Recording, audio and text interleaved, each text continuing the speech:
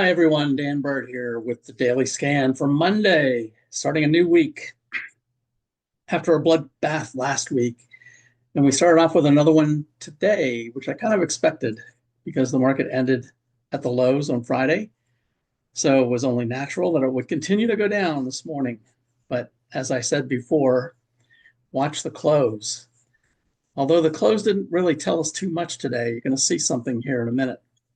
But the topic for today is, do we BTFD, buy the frickin' dip, or do we STFR, sell the frickin' rip?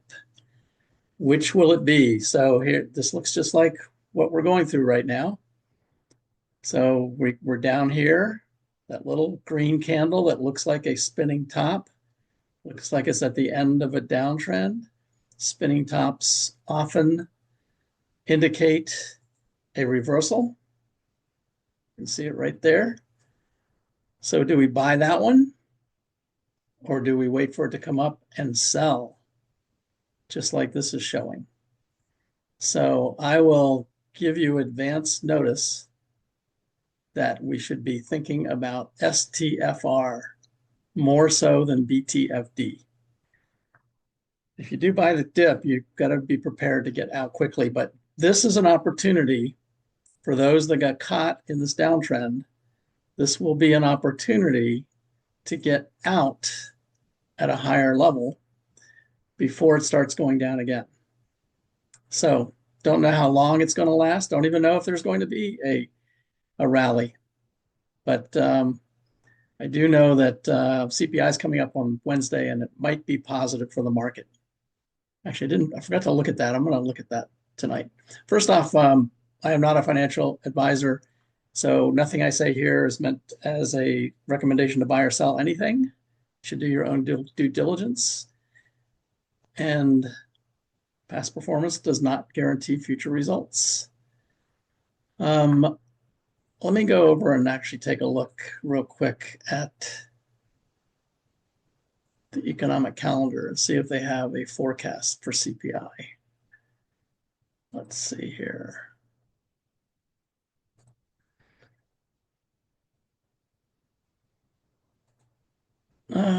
Should have done this before I started, right?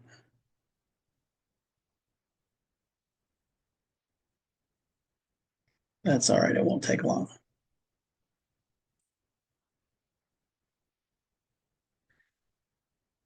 I hope. Let's try this again. Sign in. There we go.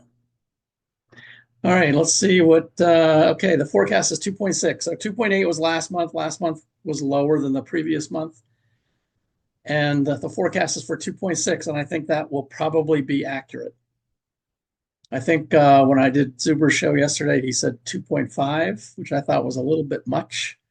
But 2.6, I actually could see that happening. So inflation continuing to come down. If we get any kind of good news on tariffs tomorrow, and then we get a good CPI report on Wednesday, that could be enough to send things higher just before we get into earnings season. All right, so let's jump back over here and go take a look at what happened today. First off, on the market bias matrix, you see another steep decline today. So more of them were showing bearish signals.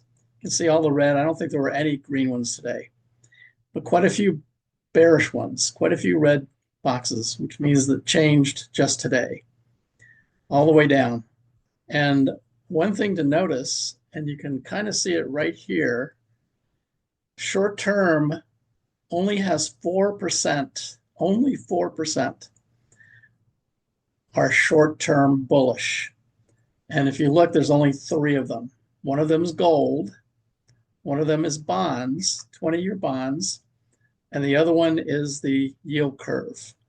Those are the only 3 that are still green in the short-term column. Everything else is red. And the other columns went down today too. You can see there's new ones in long-term, new ones in short-term, medium-term.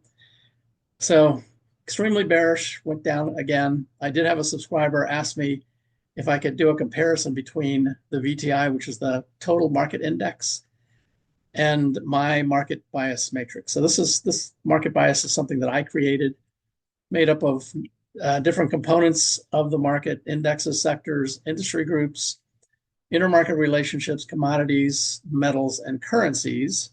So as you can see, some of these components in here would not show up in the VTI, in the total market index. That's mostly just stocks. So it may have gold stocks, but it's not going to have the metals right here. Won't have the dollar, won't have Bitcoin. So it was an interesting question. So I did just that. So here's what it looks like.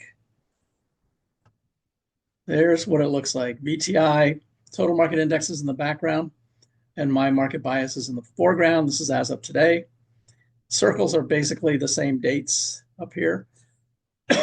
Interesting that on the total market, it actually went down through this period while my market bias went up slightly. So mine was giving an advance clue that the market was starting to go higher. And that's what happened. So we got this one here. I keep forgetting I can't do that one here. But what I can do is turn on my laser pointer. There we go. All right, so this one equals this one equals this one.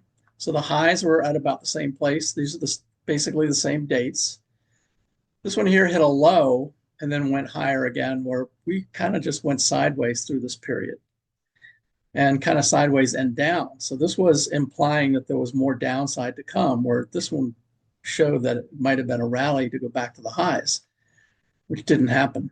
And then this one right here, this last peak was this last peak right here, basically just 2 days ago. So this was Thursday right here.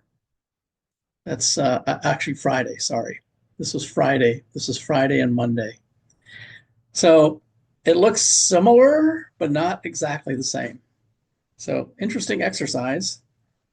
I might come back and revisit this again at some point. All right, let's get back over here, get back to it. And one thing that I forgot to do on Friday, which I like to try to do at the end of the week when I update all of the longer term charts, the weekly, the ones that I only do on the weekends. I didn't cover those, some of those. So I'm going to look at them now. One is the secular bull chart.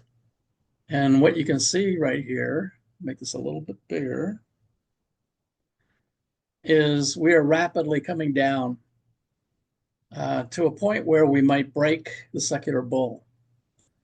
It has to go below this pink line right here, the 40 level. It's basically right at about 50%. 50% there. But this one, the MACD, has a long way to go. This is a monthly chart. This could take months to get down here. This could take the rest of the year, actually, of a downtrend. That's basically what we're in right now. So one of the reasons why I said if we do get a rally, it's an opportunity to get out before we go lower, because I think that we are still going to go lower. So this kind of shows that it's just crossing over and it's got a long way to go. The 200-week moving average, this is a monthly chart, remember? So this won't complete until the end of April. So how far down will it go? Will it go down and come back up? We don't know. It did that back here in COVID. It actually went below this red line. But by the end of the month, it came back above it. So it looks like it might still have some ways to go. We're at roughly about 5,100. This was as of Friday, so we're actually a little lower than that, 50, 60. We're actually pretty close to Friday's close, actually. So we came down much lower than this. This won't have a new bar until next Friday. This is as of last Friday. So we can go below the red line in April, and if we come back above it, that's okay. But everything is looking pretty dire with the secular bull chart. Okay, let's go to the charts page and we'll look at the monthly chart, the John Carter squeeze chart.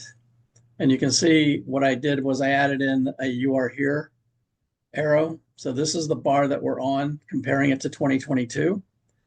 And you can see we're just solid blue bars ever since they turned blue.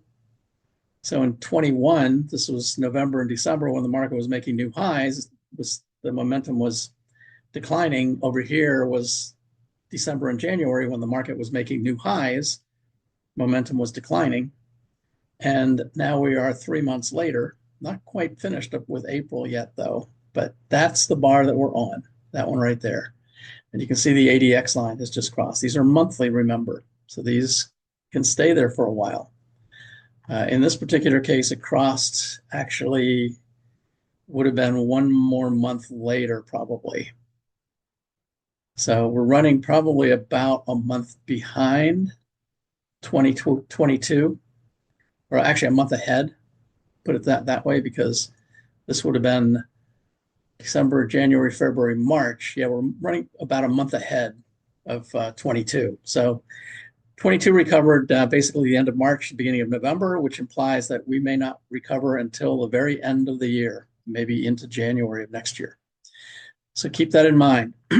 We get a rally, take it as an opportunity to take some profits or get out with less of a loss. All right, let's take a look at not the NASDAQ, but the VIX. See what the VIX did today. VIX opened at the high, and then pulled all the way back about to the middle. You can barely see it, but it's right there in the middle. So that's where it pulled back to, right there.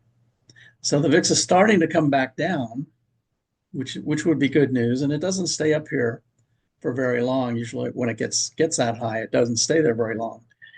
So this could come back down if we do have a rally, of course, but it's got a long way to go to get below 17, which would still be a bear market if we stay above 17, and especially above 20.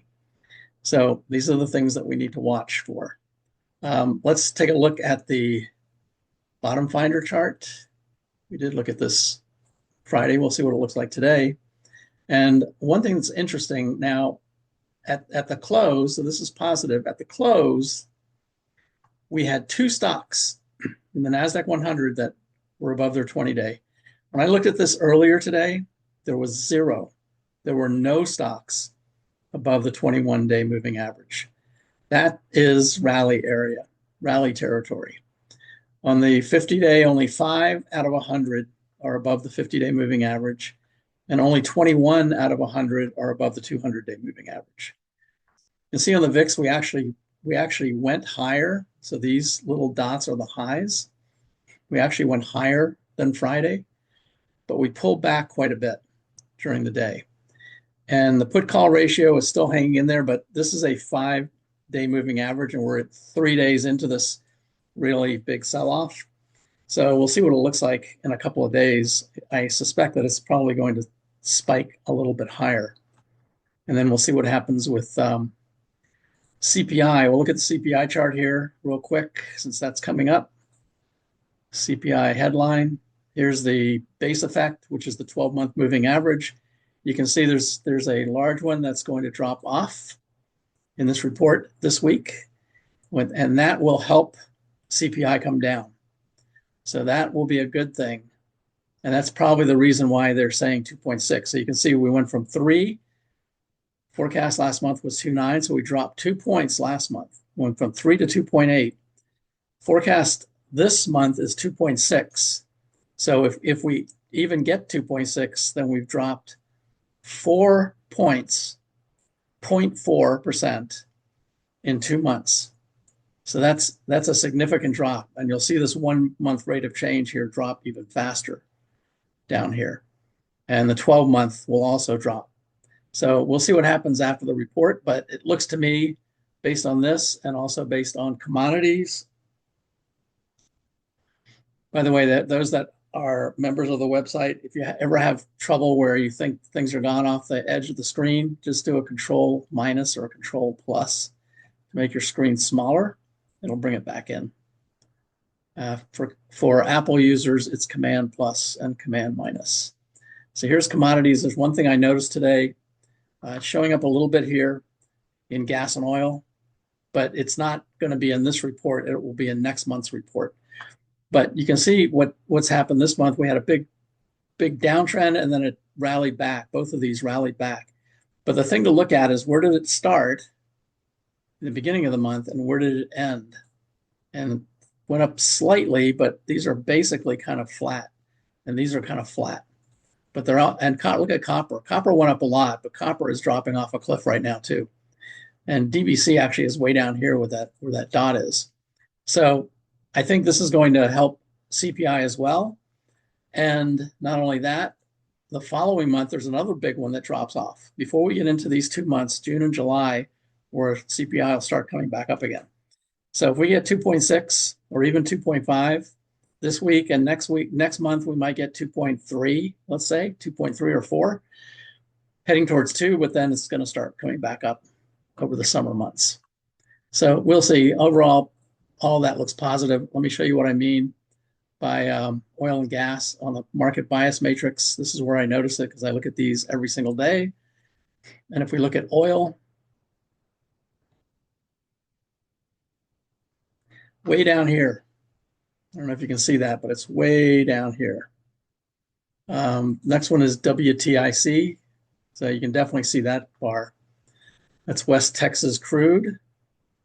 Here's Brent crude oil dropping like a rock. Here's gasoline dropping like a rock. So all of this should help. There's natural gas also dropping. So all of this should help businesses and consumers as we go into the summer months. This is agriculture. These are all food products. So it's dropping significantly. Now, if I go back up here and look at the indexes real quick, one thing I want you to notice, and it's kind of hard to see it here, I actually have a better one that I'll show. Actually, I'll show that instead.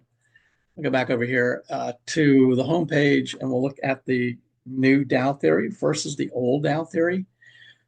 This is from Charles Dow in 1900. He postulated that if industrials are going up, people that make the products, then transportation should go up too, people that ship the products. And that was not the case back here in February. So transportation made a lower low, and industrials basically made a double top. But here's what I mean by the candle. That is a spinning top. That is a huge spinning top. It opened, it went way up in the morning, went way down in the afternoon, and it came back and closed right almost at the same place. Transportation did the same. Went way up and came way back down. So those are both spinning top candles. Now let's look at the equal weight, NASDAQ and the S&P. They're kind of the same, except they have open candles, but also have big tails on both sides. So a lot of indecision. First, the market thought it was going to rally, and then it thought would go back down and came back up, and in both cases ended lower than Friday. So definitely not out of the woods yet, and momentum is still going lower. So none of this is really conclusive that things are going to rally. But let's look at the next two. This is NASDAQ 100 and semiconductors. Now, in this case, you can see both of these. The NASDAQ came all the way back. That's not a spinning top. NASDAQ opened way down here and closed up here and closed right a little bit better than it closed on Friday. So it did better than the S&P did. But look at the semiconductors. Not only did it open down here and close up here, but it closed in the middle of its range from Friday, not the bottom of its range like the NASDAQ 100 did. So usually you want these, the one on the right you want to lead, or if it is leading, it gives you an indication of direction. So it was leading to the downside up here while the NASDAQ was going up over here. In this case, it looks like it's coming back before the NASDAQ. So that might actually be good news. And then same thing with communication services and the internet group. Look at this, same thing. Communication services, XLC, ended right at pretty much where it closed on Friday. But look at internet. This is Google, Netflix, those kind of companies. It actually came back and closed where Friday's open was. And it didn't have a big candle on Friday either. So it didn't really give up that much, even though it gapped down the same on both sides, but it didn't give up as much as the sector did. So that could be implying that a rally is in store, but it is not conclusive yet. Just some things that I'm pointing out just to keep an eye on. All right. So let's see. What else should I show you? I'll show you the portfolio just if anybody's curious of what the MTS strategy is doing. It's up 9.2% since March 28th. So this was last week. On both the long and the short. So neither one have given exit signals or go to cash signals yet. They're both using, you could use any of these inverse ETFs down here. So that's the one time 1X right here, 9.2 since the 28th. So about a week. And then if you were on the 2X, you'd be up 18%, 3X, you'd be up 27%. I had a subscriber make the observation that following this might be a good way to manage your 401k. And that is absolutely an excellent way to do that. That's what I used to do when I was working. I would just move it to cash. And you have to do this for a long term. You can't trade. And most 401ks won't allow you to do more than maybe one per month or maybe two in 30 days, something like that. But this is a way you can do it just by following these signals here. So it's either long or cash. There's no short component in a 401k. So you're either going up or you're going sideways, one of the two. All right. For the last piece, I'm going to go do a daily scan today because I think there might be some interesting things. So the first scan I want to run, which I did last week too, is the candles. So let's look at bullish reversal candles. And if anybody wants to understand these better, I did a whole technical Tuesday on candles a month or two ago. Let's run that. So these are all the ones that have, I'll show you one. Here's Applied Materials. This will be on the daily chart. So the first two over here are the daily chart. So these will be ones that have either a hammer. This is not a hammer. Most of these are going to be bullish engulfing. Bullish engulfing means it opens below Friday's close and it closes above Friday's open. So the bodies of the candle is completely engulfing the previous day. And it's engulfing to the upside, which makes it bullish. And it's got big volume too. Another reason that it's bullish. So that's what most of these will look like, engulfing candles. I don't think hardly any of them have hammers, but there's quite a few, so I'm not going to look at all of them. But here's Arista Networks, DoorDash. You can see too that they were positive for the day, most of them. What else? Meta. Just glance at the candle over here. It will be engulfing Friday's candle. So Meta, Shopify, SMCI, huge engulfing candle on SMCI. Big update today. Block, and another one. So those all look pretty good. So let's also take a look at the extreme, stocks that are at their extreme. That's the Keltner extreme. So that's this middle one right here. And pretty much everything right now is at the extreme. So you're going to see them way down here at the 3X or even into the 4X level of the average true range over here, which is usually where they might bounce. So we'll see which ones are really extreme. And there's a lot of these. I did the bearish. Well, let's take a look. I did the opposite.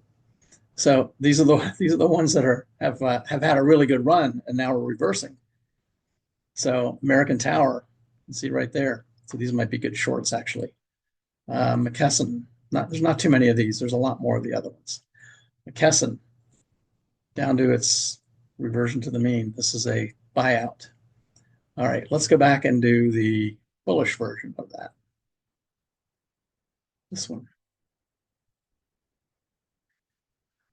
Look at that, the S&P. S&P is at an extreme right here. Here's the 3x. This red line here is the 3x. This is down into the 4 or 5x on big volume. So it opened down here, it went lower, and it closed up here. Closed almost at Friday's close. So that's what all of these will show you. Big, and there's so many of them in here. I'm definitely not going to do all of these. Let's see, look at a few of them. See if there's anything interesting. ARM, Broadcom. So Broadcom, it has a neutral candle, came up pretty nicely. It's almost back up to its 5-day moving average. Notice too, I don't think any of them are going to have squeezes right now because we went down so much. They're not really going sideways. But here's Boeing.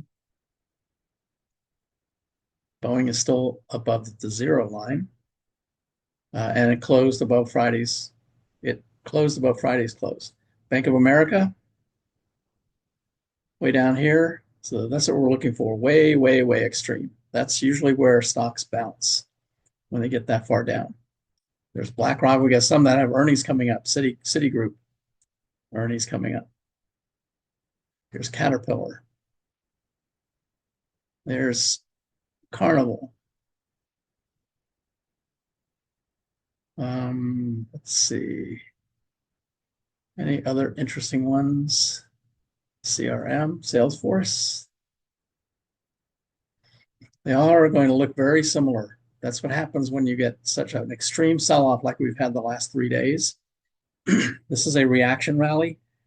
I think it will last a little bit longer. It might even get back up here to the 21-day, but I don't really think it's going to get much higher than that. So that's where, if you're still in, that's where you should think about maybe getting out when it gets up there. There's Disney. A lot of them. We're only on the E's so far. FedEx, way down there. GE Aerospace, GE Healthcare. You can see also that the momentum bars, the histograms, are still moving down. They're still dark red. So they are not implying that the momentum is going to take it back up yet. So like I say, these are just signals. That doesn't mean it's going to rally, but it's looking like it's going to. I think whenever something gets this oversold, there usually is a rally. I think this morning, right at the open, here's Russell 2000. Right at the open that's these big tails up here. I think that was short covering. I think most of what happened this morning when it went up so much was mostly short covering this morning. And then once the shorts covered, everyone was still sort of like, well, is that the end or not?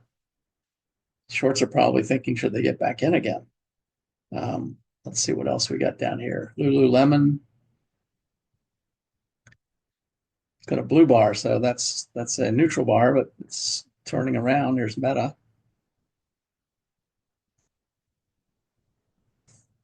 Marvell. Micron. So this might entice people, and this might happen tomorrow. This might entice people that look at this tonight to say it looks like I can go window shopping, discount shopping, because everything's on a discount. It's time to buy. Is it BTFD or STFR? I would say STFR. What else? Anything interesting? A lot of stocks in here. I mean, everyone's watching it. You can check your own out if you see some of yours in here. Just looking for some of the major names that everyone recognizes.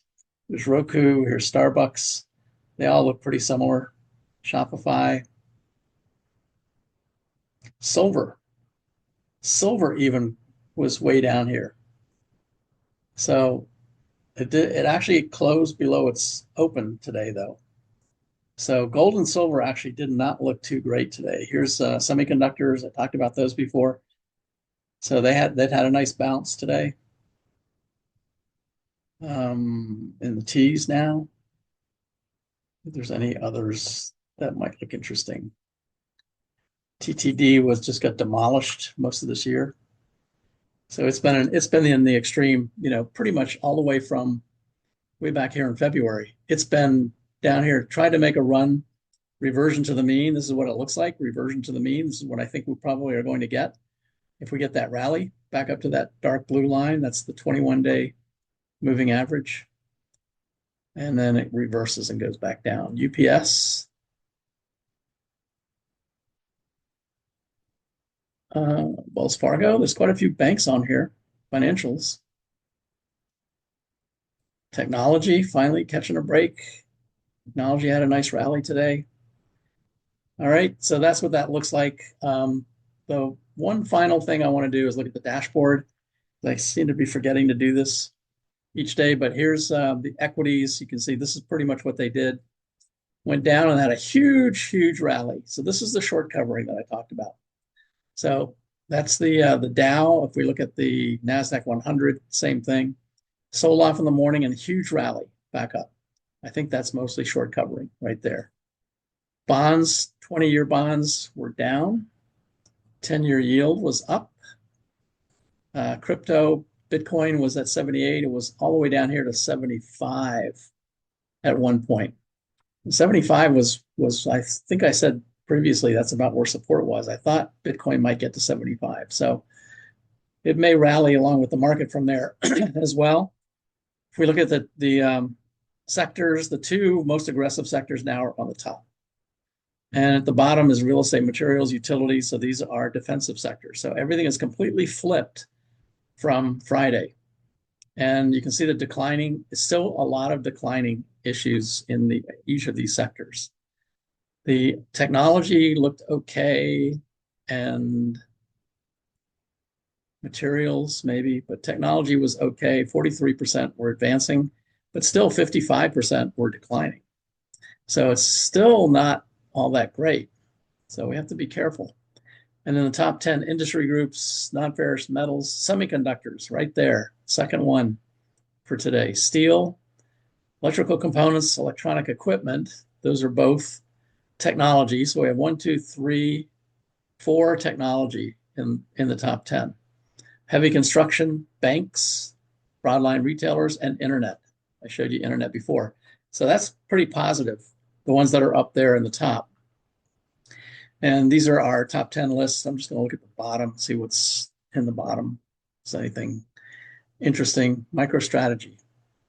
Interestingly enough, MicroStrategy is in the bottom of the top 10.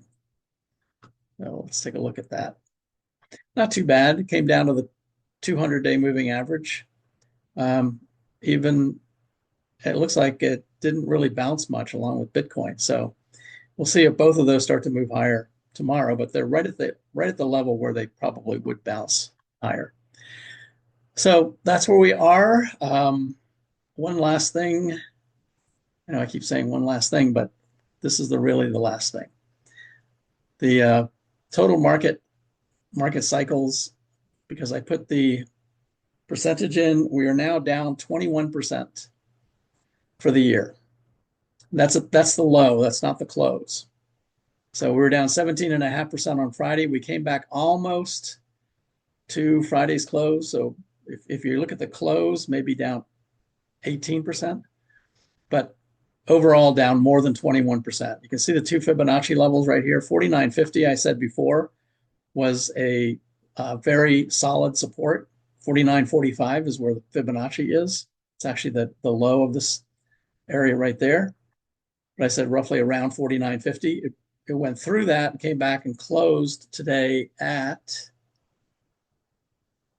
it says 50.62. Yeah, 50.62 up here. But it opened at 49.53. So the open today was basically right on that line, right where I said we were probably headed to. And this is a typical place, normal place where things might bounce. The 21-day is way up here. So way up at 56.50. But it's coming down. It's going to come down very rapidly. So it'll probably come down to 55.50, 5,500, somewhere in that range. But this level here, this Fibonacci level here at 5,400, probably is going to be really solid support, really solid resistance as well, even as the 21 comes down to it. So somewhere in this area, 5,400, 5,500, that's where you need to be careful and maybe take profits or move out of anything before we have that next leg down, which I think is going to be coming. All right, that's it for today. Thanks for watching. Please like and subscribe. I don't know what I'm doing for Technical Tuesday yet. I'm kind of running out of topics, but maybe I'll think of something tonight. Or if you have any ideas or suggestions that you would like for me to cover, put them in the notes in the comments section, and I'll see what I can do tomorrow. So have a good evening. Everyone stay safe with the market. Hopefully we can get a little bit of a rally, and I'll talk to you again tomorrow.